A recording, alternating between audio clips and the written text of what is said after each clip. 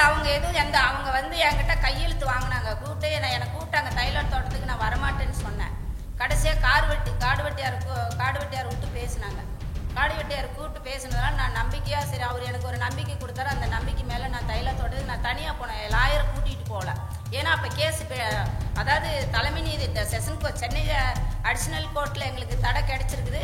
இவங்க விடியறதுக்குள்ள தலைமை நீதிபதி வீட்டில் போய் உட்காந்து பேசி அன்னைக்கு அவங்க அரசியல் செல்வாக்கு இருந்ததுன்னா தடையை உடைச்சிட்டாங்க. சரி வீரப்பனை நல்ல விதமாக எடுத்துருக்குறாங்க, ரிலீஸ் பண்ணிக்காங்கன்னு சொல்லி ஆர்டர் கொடுத்துட்டாரு. அதே சமயத்தில் வீரப்பனுடைய மனைவியோ குழந்தைங்களையோ நீங்கள் வெளியில் காட்டக்கூடாது, அதுக்கு தடைன்னு சொல்லி அவர் தடை விதிச்சிட்டாரு.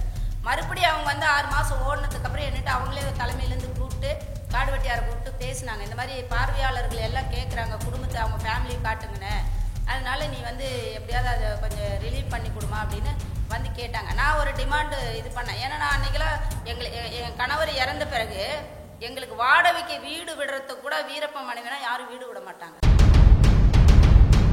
சார். யாருன்னுமே எடுத்தாலும் எங்ககிட்ட அனுமதி வாங்கி தான் சார் எடுக்கணும்.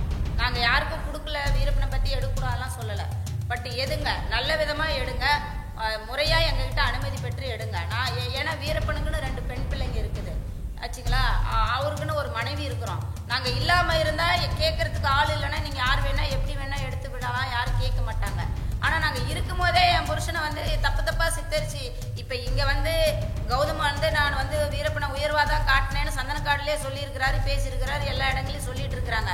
அதே சமயத்தில் சந்தனக்காடு சீரியலில் வந்து அவங்க சொல்கிறதே வீரப்பன் ஃபேமிலிக்கு நாங்கள் பெருசாக எல்லாம் உதவி பண்ணிட்டோம், எல்லாம் எடுத்து கொடுத்துட்டோங்கிற மாதிரி வெளியில் பேசிக்கிறாங்க. ஆனால் அந்த மாதிரி எதுவுமே நடக்க கிடையாது. வீரப்பனும் ஒரு ஜாதி உணர்வுல தான் ஒரு ஜாதி வெறினா இருக்கிற மாதிரி சித்தரிக்க கூடாதுங்கிறத. ஏன்னா என் கணவர் வந்து எல்லா சாதி மக்களுக்காக குரல் கொடுத்துருக்கிறாரு. அதே ஒகேனக்கல்லில் வந்து தலித்துகள் போய் கர்நாடகத்தில் வந்து மூங்கில் வெட்டிட்டு வந்து ஒகேனக்கல் ஃபாரஸ்ட் அந்த பள்ளத்தில் மணலில் படுத்துட்டு இருக்கும்போது கர்நாடகா ஃபாரஸ்ட் வந்து மோகன் அவர் காரடு அவர் வந்து அந்த மக்களை சுட்டு 4-5 பேர் இறந்து போயிட்டாங்க. அங்கே போய் இறந்து போயிட்டு அடுத்த நாள் நியூஸில் என்ன வருது, வீரப்பன் கூட்டாளிகள் சந்தன மரம் கடத்தியதால் 4 பேர் சுடப்பட்டாருன்னு கன்னட பேப்பரில் வருது. அந்த நியூஸை பார்த்துட்டு தான் போய் அந்த தலித்துகள்னு அவர் ஒதுங்கி போயிட கிடையாது. அந்த இடத்துல என்ன அநியாயம் நடந்ததோ அதுக்கு தான் போய் அந்த மோகன் காரடு அந்த சந்தன காட்டிலே வச்சிருப்பாங்க பாருங்க. ஒரு பாலத்து மேலே நின்று ஒரு பாலத்தில் மரம் இருக்கும், அந்த மரத்து மேலே உட்காந்து சுடுற மாதிரி ஒரு காட்சி வச்சிருப்பாங்க சந்தனக்காடு சீரியல்ல. அந்த அந்த அந்த அந்த மக்களை சுட்டதுக்காகத்தான் அந்த காரடை போய் சுட்டது என் கணவர். முத்துலட்சுமி வீரப்பன் ஆகிய நான் இன்று சென்னை பத்திரிகையாளர் சந்திப்பு எதற்குன்னு சொல்லி இங்கே வந்திருக்கின்றேன். இங்கே வந்திருக்கிற அனைத்து பத்திரிகையாளர்களுக்கும் ஊடகங்களுக்கும் என்னுடைய முதற்கண் வணக்கத்தையும் நன்றியும் தெரிவிச்சுக்கிறேன். இப்போது எதுக்காக இந்த ப்ரெஸ் மீட்டுனா, இப்போ ஒரு 4-5 நாளாக இந்த படையாண்டா மாவீரன் சொல்லிட்டு ஒரு ஃபிலிமு நம்ம கௌதமன் டைரக்டர் அவங்க டைரக்ட் பண்ணி விகே ப்ரொடக்ஷனுங்கிற பேரில் வந்திருக்குது. எனக்கு காடு வெட்டியாரை வச்சு படம் எடுக்கிறாங்கிறது ரொம்ப நாளாக தெரியும். ஆனால் இதில் திடீர்னு வந்து என் கணவரை வந்து இதில் வந்து ஒரு அரசியல் சம்பந்தமாக ஒரு சீன் வைப்பாங்கன்னு எனக்கு தெரியாது. அது திடீர்னு என்னுடைய பார்வைக்கு வருகிற போது தான் இப்படி ஒரு செய்தி வந்ததுனால நான் வந்து சென்னை ஹைகோர்ட்டை நாட வேண்டிய ஒரு சூழலுக்கு தள்ளப்பட்டேன். அதனால இப்போ நான் சென்னை ஹைகோர்ட்டில் நான் கேஸ் போட்டிருக்கேன். அந்த கேஸு நாளைக்கு விசாரணை இருக்குது. அது சம்பந்தமாக தான் இன்றைக்கு நான் உங்கள் மத்தியில் சந்தித்து பேச வேண்டும் என்று வந்திருக்கேன். என்ன செய்தினா, என் கணவர் வந்து காட்டில் வாழ்ந்தார். அவர் வாழ்ந்த காலத்தில் உண்மையாக பார்த்தீங்கன்னா காவேரி பிரச்சனைக்காக மிகப்பெரிய அளவில் இங்கே தமிழ்நாட்டில் எந்த அரசியல்வாதிகளும் செய்யாத ஒரு விஷயத்தை என் கணவர் கர்நாடகா தமிழ் மக்கள் மீது அக்கறை கொண்டு அந்த மக்களுக்காக அந்த எல்லையில் ஒரு எல்லைச்சாமியாக அவர் வாழ்ந்துட்டு போயிருக்கார்.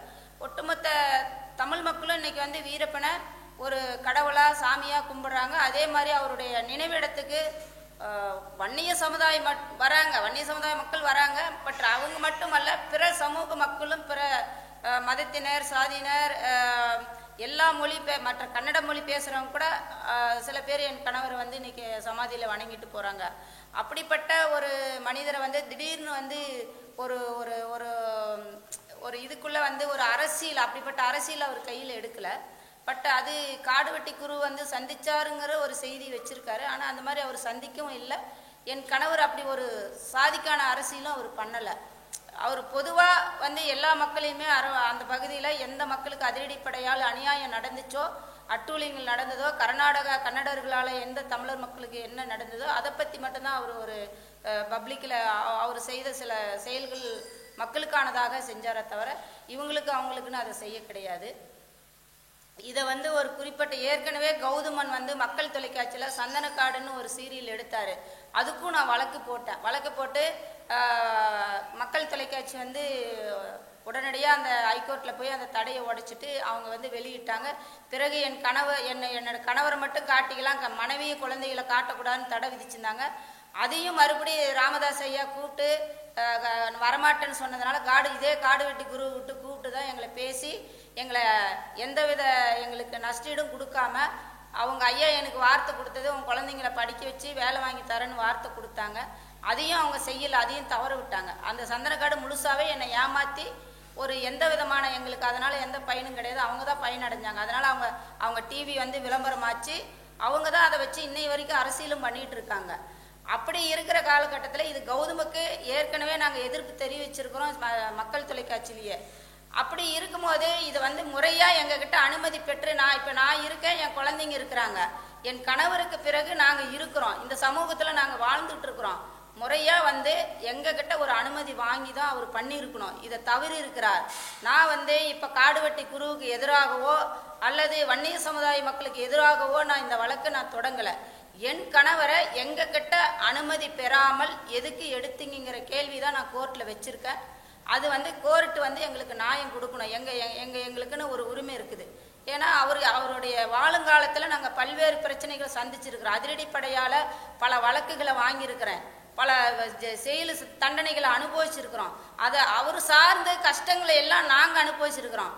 ஆனால் அவர் பேரை வைத்து எல்லாரும் இவர் கௌதம மட்டுமல்ல, இவங்க மக்கள் தொலைக்காட்சியில் எடுத்த பிறகுதான் ராம்கோபால் வர்மா எடுத்தாரு. அதன் பிறகு ஏமார் ரமேஷ் வனயுத்தன்னு ஒரு படம் எடுத்தாரு. அது மிகப்பெரிய எங்கள் புருஷனை வந்து தப்பா சித்தரிக்க காட்டப்பட்டது.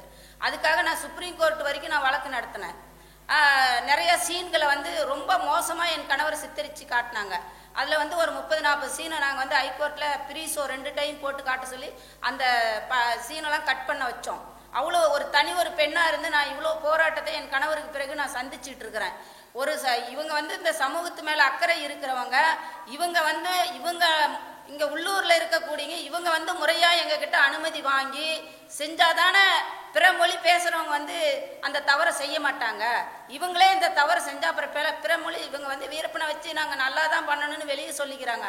ஆனால் இது வந்து எங்களுடைய தனிப்பட்ட என் பிள்ளைகள வாழ்க்கையும் என்னுடைய வாழ்க்கையும் என் கணவருடைய நற்பெயருக்கு களங்கப்படுது. ஏன்னா நாளைக்கு இன்னொரு கன்னடத்துக்காரனோ இல்லை கேரளாக்காரனோ ஆந்திராக்காரனோ வந்து வீரப்பனை வச்சு தப்பாக சித்தரித்து காட்டுறாங்க மக்கள் மத்தியில். இந்த ஒரு சூழலுக்கு தான் நாங்கள் வந்து இது வழக்காக நாங்கள் எடுக்க வேண்டிய. யார் இனிமேல் யார் எடுத்தாலும் நான் ஆரம்பத்துலேருந்து எல்லாத்தையும் எதிர்த்துக்கிட்டு தான் இருக்கிறேன். யாரும் எதிர்க்காலாம் இல்லை. ராமதாஸ் ஐயாவே எதிர்த்து நான் கோர்ட்டுக்கு தான் போனேன். மக்கள் தொலைக்காட்சியில் என்னுடைய அனுமதி இல்லாமல் எடுக்கக்கூடாதுன்னு சொல்லி. அதனால இனிமேல் யார் எடுத்தாலும் நானே இல்லைனா கூட என் பிள்ளைங்க 2 பேரும் இனிமேல் விடமாட்டாங்க. கண்டிப்பாக இந்த யார் எடுத்தாலும் இனிமேல் நாங்கள் இருக்கிறோம், எங்ககிட்ட முறையாக அனுமதி பெற்று தான் எடுக்கணும். அதே மாதிரி காடு வெட்டி குருவு ஒருபோதும் என் கணவர் சந்திக்க கிடையாது. அப்படிப்பட்ட அரசியல் எங்கள் வீட்டுக்கார் வந்து பேசவும் கிடையாது. ஒரு நடக்காத விஷயத்தை நடந்த மாதிரி வச்சிருக்கிறாரு. இன்னைக்கு என் கணவரை சந்தித்தவர்கள் நான் உலகத்துக்கே தெரியும். கொளத்தூர் மணி போய் சந்திச்சார், அதுக்காக அவர் பல வழக்கு வாங்கியிருக்கிறார். அதே மாதிரி நக்கிரன் கோபாலுக்கு போய் சந்திச்சார், அவரும் வழக்கில் வீரப்பன் வழக்கு வாங்கியிருக்கிறார். அதே மாதிரி சுபையிலவரசன் போய் சந்திச்சார், அவர் பல வழக்குகள் வாங்கியிருக்கிறார். இப்போ முத்துக்குமார் டீமில் மாறன் இவங்கெல்லாம் போனாங்க, அவங்கெல்லாம் வழக்கு வாங்கியிருக்கிறாங்க. இந்த மாதிரி அவர் போய் சந்திச்சவங்கள யாருமே காவல்துறையோட கிடையாது. எல்லாத்துக்குமே வழக்கு போட்டு அது ஆதாரமாக இருக்குது. இப்போ காடு வெட்டி குருவை சந்திச்சாருங்கிறதுக்கு என்ன ஆதாரம் இருக்குது? இதை வந்து ஒரு பொய்யான செய்தி. இவர் வந்து கடைசி நேரத்தில் இந்த படம் ஓடாது, வீரப்பனை எப்படியாவது உள்ளே எடுத்து வச்சாதான் ஓடுங்கிறதுக்காக வேண்டி என் கணவர் வந்து ஒரு விளம்பர காட்சியாக பயன்படுத்தியிருக்கிறார். இது மிகப்பெரிய தவறு. இது அவர் உணர்ந்து எங்களுக்கு வந்து முறையாக சரியான முறையான பதிலை எங்களுக்கு கோர்ட்டில் கொடுக்கணுங்கிறதான் இந்த ப்ரெஸ் மீட்டு. அதே மாதிரி சென்னை ஹைகோர்ட்டு எங்களுடைய உணர்வுகளை புரிஞ்சு நாங்கள் எதற்காக இந்த வழக்கு இப்போ போட்டிருக்கோம், எதற்காக எதிர்க்கிறோங்கிறத புரிஞ்சு எங்களுக்கு சரியான தீர்ப்பை வழங்க வேண்டும் என்று நான் நீதிமன்றத்தை தான் நம்புகிறேன். ஏன்னா இங்கே இருக்கிறவங்க எல்லாமே வந்து எங்களை வந்து ஒரு ஒரு ஒரு ஒரு காட்சி பொருளாக தான் பார்க்குறாங்களே தவிர என் கணவர் வீரப்பணி ஆகட்டும், எங்களை என் குடும்பத்தை ஆகட்டும். ஆனால் இதுக்கு பின்னாடி இவங்க எவ்வளோ பெரிய பிரச்சனையை சந்தித்து எப்படி வாழ்ந்துட்டு இருக்கிறாங்கிறது யாரும் உணரல. என் கணவர் காட்டில் இருந்து வாழ்ந்தார். தன் குடும்பத்துக்குன்னு அவர் எதுவுமே செய்துட்டு போக கிடையாது. அவருடைய பேரை தவிர வேற எதுவுமே விட்டுட்டு போக கிடையாது. அவருடைய பேரை வச்சு இங்கே இருக்கிறவங்க அரசியல் பண்ணுறாங்க. இல்லைன்னா வந்து அவர் பேரை வச்சு படம் அவரை நல்ல விதமாக நாங்கள் காட்டுறங்கிற பேரில் அவங்களும் ஒரு கமர்ஷியலாக தான் இந்த வியாபாரமாக தான் எடுத்துகிட்டு போகிறாங்க. அப்படிங்கும் போது எங்களுடைய முறையாக எங்களுடைய காப்பி ரைட்டுங்கிற முறையில் எங்களுக்கு முறையாக எங்ககிட்ட அனுமதி பெற்று தான் யாராக இருந்தாலும் பண்ணணும். அதுதான் முறை. அதை தவற விட்டு எங்களை வந்து இப்போ இந்த செய்தி கூட பல பாமக இளைஞர்கள் என்ன சொல்கிறாங்க, நீ சாதிக்கு எதிராக பேசுகிற, சாதிக்கு எதிராக பண்ணுறேங்கிறாங்க. நான் ஜாதிக்கு எதிராக நான் பண்ணலை. என்னுடைய உரிமையை நான் கேட்குறேன். என் புருஷனை கல்யாணம் பண்ணி நான் 2 பிள்ளைகளை பெற்று நான் பட்ட கஷ்டங்கள் அது கடவுளுக்கு தான் தெரியும். எஸ்டேட் போலீஸ்னால எவ்வளோ சித்திரவதையை நான் அனுபவிச்சிருக்கிறேன், எத்தனை அடி ஜெயிலு அனுபவிச்சிருக்கிறது அது எனக்கு தான் தெரியும். வெளியில் இருக்கிறவங்களுக்கு யாருக்கும் அதோட கஷ்டம் தெரியாது. அதனால நான் தான் பேச முடியும். என்னுடைய கஷ்டத்துக்கு என்னுடைய புருஷனுக்காக நாங்கள் எவ்வளோ கஷ்டப்பட்டுருக்கோம், என் பிள்ளைங்கள் எவ்வளோ கஷ்டப்பட்டுருக்குறாங்கிறது நாங்கள் தான் பேச முடியும். இன்னொருத்தர் வெளியில் இருக்கிறவங்க வந்து யாரும் பேச முடியாது. ஏன் என்னுடைய உரிமை நான் யாராக இருந்தாலும் விட்டு கொடுக்க முடியாது. அது எப்படியாப்பட்ட கடவுளே வந்தால் கூட என் உரிமையை நான் விட்டு கொடுக்க முடியாதுங்கிறதுனால தான் நான் வந்து வழக்கு யார் எடுத்தாலும் நான் அதை எதிர்ப்பு தெரிவித்து நான் வழக்கு போடுறேன். அதனால இதை வந்து யாரும் வந்து யாருடைய மனதை புண்படுத்தவோ இல்லை யாரையும் புறக்கணிச்சோ நான் பேசணுங்கிற ஒரு சூழலில் நான் வந்து இந்த வழக்கு போடலை. எனக்கு நியாயமாக என் கணவருக்கு பிறகு நாங்கள் வாரிசு இருக்கிறோம். எங்களுக்கு முறையான எங்களை வந்து அணுகி அவங்க முறையாக அவங்க அனுமதி பெறாமல் பண்ணினதை நாங்கள் எதிர்த்து கேஸ் போட்டிருக்கிறோம். அந்த வழக்கு வந்து நாளைக்கு விசாரணை இருக்குது. நல்ல முறையாக எங்களுக்கு இந்த சென்னை ஹைகோர்ட் எங்களுக்கு ஒரு தீர்ப்பு கொடுக்க வேண்டும் என்று இந்த நேரத்தில் கேட்டு பத்திரிகையாளரை சந்திச்சிருக்கிறேன். இதுக்காக தான் நான் பத்திரிகையாளரை சந்திக்க வந்த விஷயம்.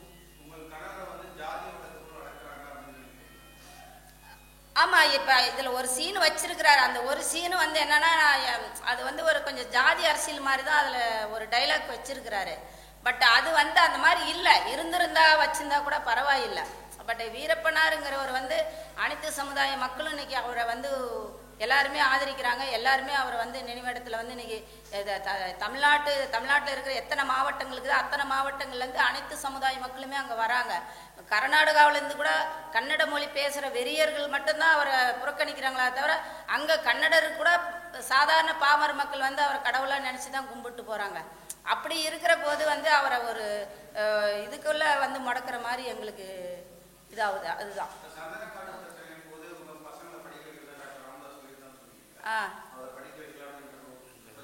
இல்லை, அவங்க எதுவும் அவங்க வந்து என்கிட்ட கையெழுத்து வாங்கினாங்க. என்னை கூப்பிட்டாங்க தைலர் தோட்டத்துக்கு. நான் வரமாட்டேன்னு சொன்னேன். கடைசியாக காடு வெட்டியார் விட்டு பேசினாங்க. காடு வெட்டியார் கூப்பிட்டு பேசினதுனால நான் நம்பிக்கையாக சரி அவர் எனக்கு ஒரு நம்பிக்கை கொடுத்தாரு. அந்த நம்பிக்கை மேலே நான் தைல தோட்டத்துக்கு நான் தனியாக போனேன். லாயரை கூட்டிகிட்டு போகல. ஏன்னா அப்போ கேஸ் அதாவது தலைமை செஷன் சென்னை அடிஷ்னல் கோர்ட்டில் எங்களுக்கு தடை கிடைச்சிருக்குது. இவங்க விடியறதுக்குள்ள தலைமை நீதிபதி வீட்டில் போய் உட்காந்து பேசி அன்னைக்கு அவங்க அரசியல் செல்வாக்கு இருந்ததுனால அந்த தடையை உடைச்சிட்டாங்க. சரி வீரப்பனை நல்ல விதமாக எடுத்துருக்குறாங்க, ரிலீஸ் பண்ணிக்காங்கன்னு சொல்லி ஆர்டர் கொடுத்துட்டாரு. அதே சமயத்தில் வீரப்பனுடைய மனைவியோ குழந்தைங்களையோ நீங்கள் வெளியில் காட்டக்கூடாது, அதுக்கு தடைன்னு சொல்லி அவர் தடை விதிச்சிட்டாரு. மறுபடியும் அவங்க வந்து 6 மாதம் ஓடினதுக்கப்புறம் என்னட்டு அவங்களே தலைமையிலேருந்து கூப்பிட்டு காடு வெட்டியாரை கூப்பிட்டு பேசினாங்க. இந்த மாதிரி பார்வையாளர்கள் எல்லாம் கேட்குறாங்க, குடும்பத்தை அவங்க ஃபேமிலியை காட்டுங்கண்ணே, அதனால நீ வந்து எப்படியாவது அதை கொஞ்சம் ரிலீவ் பண்ணி கொடுமா அப்படின்னு வந்து கேட்டாங்க. நான் ஒரு டிமாண்டு இது பண்ணேன். ஏன்னா நான் அன்றைக்கெல்லாம் என் கணவர் இறந்த பிறகு எங்களுக்கு வாடகைக்கு வீடு விடுறதுக்கு கூட வீரப்ப மனைவினா யாரும் வீடு விட மாட்டாங்க. அந்த பகுதியில் யாராவது ஒரு கவுன்சிலரோ ஒரு பிரசிடெண்டோ சேர்மானோ யாராவது ஒருத்தர் வந்து சொன்னாதான். ஏன்னா என் புருஷன் உயிரோடு இருக்கிற வரைக்கும் போலீஸ்கார் சொல்லி எங்களுக்கு வீடு எடுத்து கொடுத்தாங்க. அவர் இறந்ததுக்கப்புறம் போலீஸுக்கு எங்களுக்கு எதிர்ப்பு எகென்ஸ்ட் ஆன பிறகு எங்களுக்கு பயந்துட்டு யாரும் வீடு கூட விட மாட்டோம். அவ்வளோ அவஸ்தைப்பட்ட 2 குழந்தைங்களை வச்சுக்கிட்டு. அதன் பிறகு அவ்வளோ சிரமத்தில் இருக்கிற அந்த சிரமத்தையும் நான் வந்து காடு வெட்டியார் மூலமாக ஐயாக்கிட்டே எடுத்து சொல்லிட்டேன், காடு வெட்டியார்கிட்டையும் எடுத்து சொல்லிட்டேன். ஆனால் எங்களுக்கு கடைசியாக கூப்பிட்டு கையெழுத்து வாங்கிட்டு 20,000 ரூபாயை கவரில் வச்சு கொடுக்குறாங்க. நான் இது வரைக்கும் நான் வெளியில் சொல்லலை. ஏன்னா இன்றைக்கி சொல்ல வேண்டிய சூழலுக்கு நான் தள்ளப்பட்டிருக்கேன். அதனால சொல்ல வேண்டியதாக இருக்குது. அது அப்புறம் ஐயா வந்து என்ன சொன்னார், 2 பிள்ளைங்களையும் நான் படிக்க வச்சு நான் வேலை வாங்கி கொடுத்துறேன். நான் வேண்டவே வேண்டான்ட்டேன். வேண்டாங்க ஏன் நான் சும்மா கையெழுத்து போட்டு போகிறேன் அப்படின்னு. இல்லை உன் பிள்ளைங்களை 2 பேர்த்தையும் படிக்க வச்சு நான் வேலை வாங்கி தரேன் அப்படின்னு எனக்கு உறுதி கொடுத்தாங்க. அந்த உறுதி எங்களுக்கு நிறைவேற்றி கொடுத்தாங்களா? இல்லையே. அதுக்கப்புறம் நாங்கள் போய் படிப்புக்கு உதவி கேட்டு போகும்போது என் பிள்ளைய வந்து பிடிச்சி இழுத்து விடு வெளியே போட்டோம் அப்படின்னு இழுத்து விட்டாங்க. அன்னையிலேருந்து அந்த வாசப்படியை நாங்கள் மெதுக்கி கிடையாது.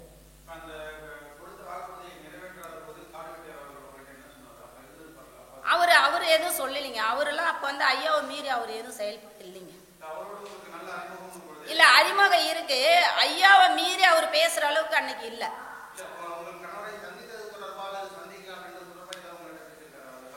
ஐயா காடு வெட்டியாரு என்னைக்குமே சந்தித்தது கிடையாதுங்க. காடு வெட்டியாரை எப்பயுமே சந்தித்ததும் கிடையாது, அவங்களுக்கு பேச்சுவார்த்தையும் கிடையாது. அது இப்போ கௌதமன் வச்சிருக்கிற செய்தி வந்து இது ஒரு கற்பனை செய்தி தான். அவர் வந்து போய் பார்த்த மாதிரி இவராக யூகிச்சு வச்சிருக்கார தவிர அது உண்மை கிடையாது.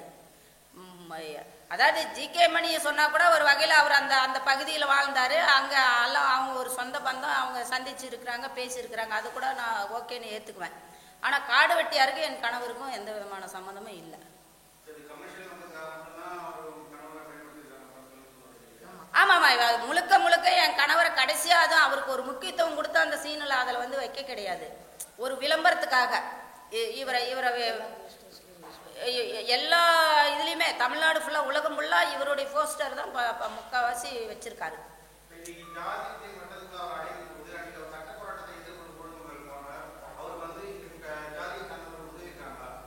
சாதிய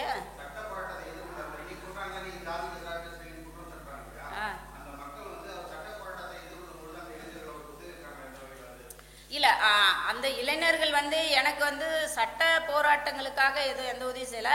பட்டு அந்த சமூகத்தை சார்ந்தவர்கள் சில பேர் எனக்கு உதவி பண்ணியிருக்கிறாங்க.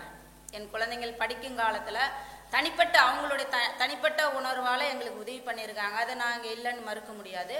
அதே சமயத்தில் அவருடைய நினைவிடத்துக்கு வருஷம் வந்து நினைவஞ்சலி செலுத்திட்டு போகிறாங்க. மற்ற அந்த மேல்மட்டத்தில் இருக்கிறவர்கள் வரதில்லை. பட் சாதாரண பாமர மக்கள் கண்டிப்பாக வந்து போகிறாங்க.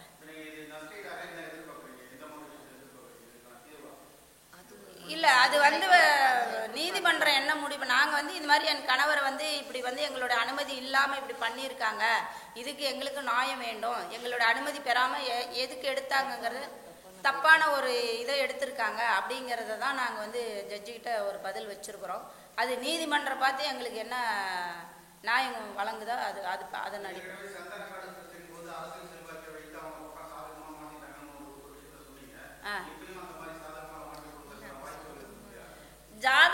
சாதகமாலாம் இல்லை. இதில் வந்து என்னன்னா இது குறிப்பாக பார்த்தீங்கன்னா காடு வெட்டியாரை வச்சு தான் முழு படமும் அதில் பண்ணியிருக்காங்க. கடைசியாக வந்து இவர் ஒரு சீனு வச்சதுக்கு காரணம் வந்து என்னன்னா இவருடைய இந்த படத்தை வந்து பெருசாக ஏதாவது பண்ணணும், விளம்பரப்படுத்தி ஓட்ட வைக்கணுங்கிற ஒரு நோக்கத்தில் தான் அவர் பண்ணியிருக்கிறாரு. அது தெளிவாக தெரியுது நமக்கு. அது ஏன் எங்களை வந்து ஒரு விளம்பர காட்சா மட்டும் நீங்கள் பார்க்குறீங்கிறதான் என்னோட கேள்வி. அது வந்து அதுவும் வந்து என் புருஷன் வந்து ஒரு அப்படி ஒரு அரசியலே பண்ண கிடையாது. அவர் ஃபாரஸ்டில் இருந்துட்டு இப்படி வந்து ஒரு அரசியலே அவர் பண்ண கிடையாது. பண்ணாத ஒரு அரசியலை இப்படி தான் பண்ணனாருங்கிறத கொண்டாந்து சித்தரித்து கட்டுறது அது தப்பு இல்லையா? ஏன்னா அவர் வந்து காட்டில் உள்ளே இருக்கிற வரைக்கும் கர்நாடகத்தில் வாழும் தமிழர்களுக்கு பாதுகாப்பாக அரணா நின்றுருக்கிறாரு. அதே சமயத்தில் வந்து இங்கே தமிழகத்திலையும் பல பப்ளிக்கில் தவறாக நடந்த சில போலீஸ் அதிகாரிகளை கூட சேர்ந்தா அந்த பப்ளிக் மக்களுக்கு சாதாரண பாமர மக்கள்கிட்ட அவங்க என்ன தவறாக நடந்துக்கிட்டாங்களோ அதன் அடிப்படையில் தான் அவர் சில குற்றங்கள் செய்ய வேண்டியது தள்ளப்பட்டார். அதை விட்டால் மறுபடியும் அவர் வந்து காட்டில் இருந்துக்கிட்டு இந்த மாதிரி அரசியல்லாம் அவர் எதுவுமே செய்ய கிடையாது. செய்யாத ஒரு விஷயத்த செஞ்சாங்கன்னு வைக்கிறது எங்களுக்கு வந்து கஷ்டமாக இருக்குது.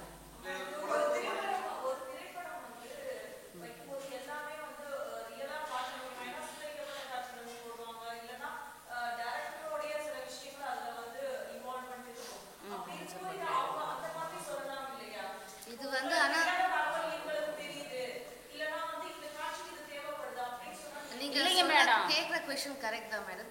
இது வந்து டிரெக்டருக்கு முழு உரிமை இருக்கு கிரியேட்டிவா. அதர் வந்து எந்த கேரக்டரை வேணாலும் வந்து யூஸ் பண்ணிருக்கலாம்ல. ஏன் முத்துலட்சுமியோட கணவரோட கேரக்டரை யூஸ் பண்ணோம்? டிரெக்டரா ஒரு 3வது பர்சனையும் யூஸ் பண்ணிருக்கலாம்ல. இங்க என்ன வந்து ரொம்ப மன வருத்தம் இருக்குன்னா விட்டு போனது ஒன்லி ஒரு பேர் இந்த என்டையர் ஃபேமிலிக்கு. பணமோ வேற எதுவுமே இல்லை.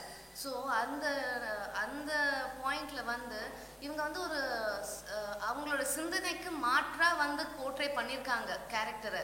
ஸோ இவங்களோட பெர்மிஷன் எடுத்து நீங்க பண்ணியிருக்கலாம். அவங்க பணமோ பண்ணக்கூடாதுன்னு சொல்லலை, என்கிட்ட காட்டி ஒரு நல்ல விதமா பண்ணியிருக்கலாம். ஏன்னா எங்களுக்கு வந்து வீரப்பனோட தாட்ஸை விட it is different from his ideologies and தாட்ஸ்னால கிரியேட்டிவ் டிரெக்டரை வந்து எந்த அந்த கேரக்டரோட கிரியேட்டிவ் டிசிஷன்ஸ் அவங்களுக்கு இருக்கு. ஆனா ஏன் எங்களோட கணவரை யூஸ் பண்ணிருக்காங்க தான் கொஸ்டின். அதுவும் ஒரு தப்பான லைட்ல காமிச்சிருக்காங்க அவங்கள.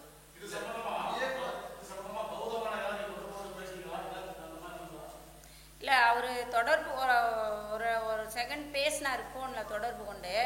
அவர் என்கிட்ட சொன்னது, ஏன் என்கிட்ட கேட்காம எடுத்தீங்கன்னு நான் கேள்வி கேட்டேன். நான் உரிமையோடு எடுத்தேன் அப்படின்னாரு. அது எப்படி உரிமையோட நீங்கள் வந்து இது பண்ணிக்க முடியும்? உரிமையோடு எடுக்கிறதுக்கு எப்படி? நாங்கள் அதுக்கான வீரப்பனுக்கான உரிமையாளர் நாங்கள், இவர் எப்படி நான் உரிமையோடு எடுத்துன்னு சொல்ல முடியும்? அது முடியாது. இல்லை அப்படி சொல்லிட்டு தான் போனை கட் பண்ணிட்டாரு.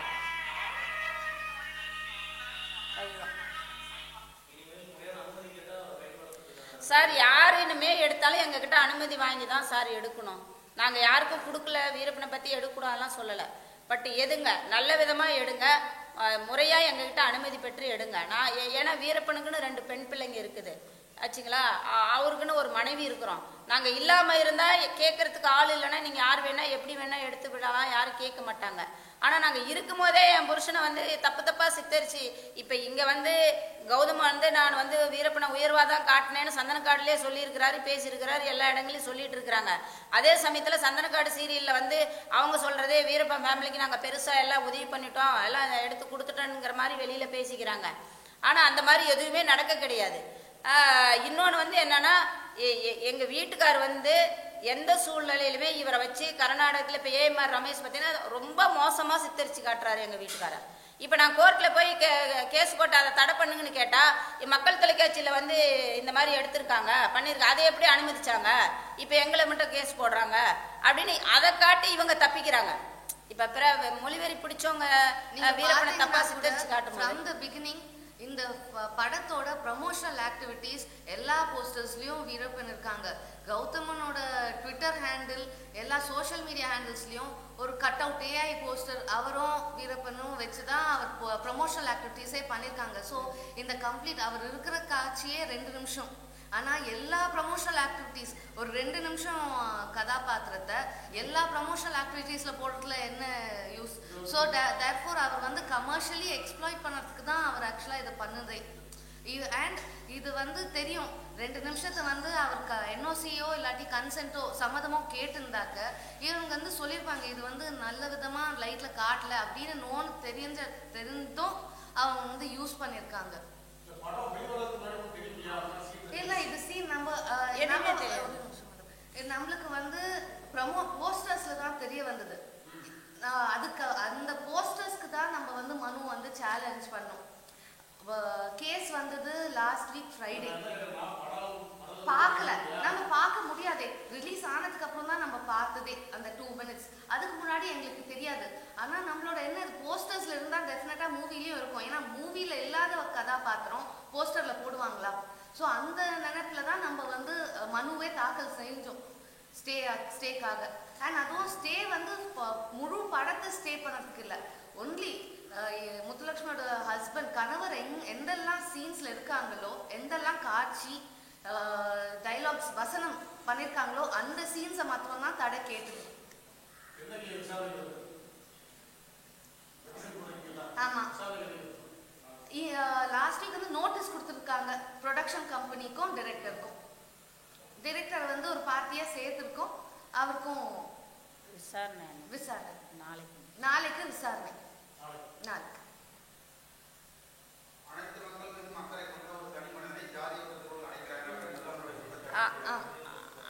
அதுவும் ஒரு கருத்து இருக்குது சார், நான் இல்லைன்னு சொல்லலை. இப்போ அவர் வந்து காடு வெட்டியாரை வச்சு சில நல்ல விஷயங்களை அவர் வந்து நல்லா தான் படம் எடுத்திருக்காங்க, அவர் வாழ்ந்த வரலாறு தான் பண்ணிக்கிறாங்க. எங்களுக்கு வந்து காடு வெட்டிக்கு குருமாலியோ இல்லை இவங்க மேலேயோ எங்களுக்கெல்லாம் வெறுப்பு கிடையாது. ஏன்னா அவங்களுக்கு எங்களுக்கு எந்த விதமான இது இல்லை. அவரை பற்றி நல்ல விதமாக பண்ணியிருக்கிறாரு, காட்டியிருக்கிறாரு, இருக்கட்டும், அதெல்லாம் எங்களுக்கு எந்த இது இல்லை. எங்களை வந்து எதுக்கு இதில் வந்து எங்களை கேட்காம வச்சிங்கிறது தான் எங்களுடைய கேள்வி. இப்போ ஸோ அதை வந்து எங்களுடைய அனுமதி பெற்று தான் இந்த படத்தில் காட்டி இருக்கணும். ஏன்னா இவங்க எப்படி எங்கள் கணவரை சந்தனக்காடலை இப்போ கௌதமன் இந்த திரைப்படத்தில் உரிமையாக எடுத்துகிட்டு வந்திருக்கிறாரா, அது போல் இந்த ஃபேமிலி மேலே யாரும் உரிமை காட்டலை. ஒரு உரிமையாக எங்களுடைய கஷ்டத்தில் அவங்க பங்கெடுக்கலை. ஏன்னா நான் என் கணவரை இழந்துட்டு 4 ஆண்டு போய் இறந்த பிறகு என்னை 4 வருஷம் மைசூர் ஜெயிலில் பிடிச்சி போட்டிருக்காங்க. 4 கொலை வழக்கு என் மேலே பதிவு பண்ணி, பொய்யான வழக்கை பதிவு பண்ணி, நான் 4 வழக்கில் நிரபராதினி விடுதலையாகி 20 லட்ச ரூபா செலவு பண்ணி, கடன் வாங்கி செலவு பண்ணிட்டு வந்து கஷ்டப்பட்டுட்டு இருக்கிறேன். நான் இவ்வளோ கஷ்டத்தையும் நாங்கள் அனுபவிச்சுட்டு இருக்கிறோம். நீங்கள் வந்து ஒரு நிமிஷத்தில் ஒரு காட்சி வச்சு உலகம் ஃபுல்லாக பரப்பி அவர் போட்டாவா போஸ்டர் பரப்பி நீங்கள் கமர்ஷியலாக வியாபாரம் பண்ணிட்டு போகிறதுக்கு நாங்களா ஆள் கிடைச்சோம்? நாங்கள் என்ன விளம்பர கம்பெனியாங்கிறதா என்னோட கேள்வி.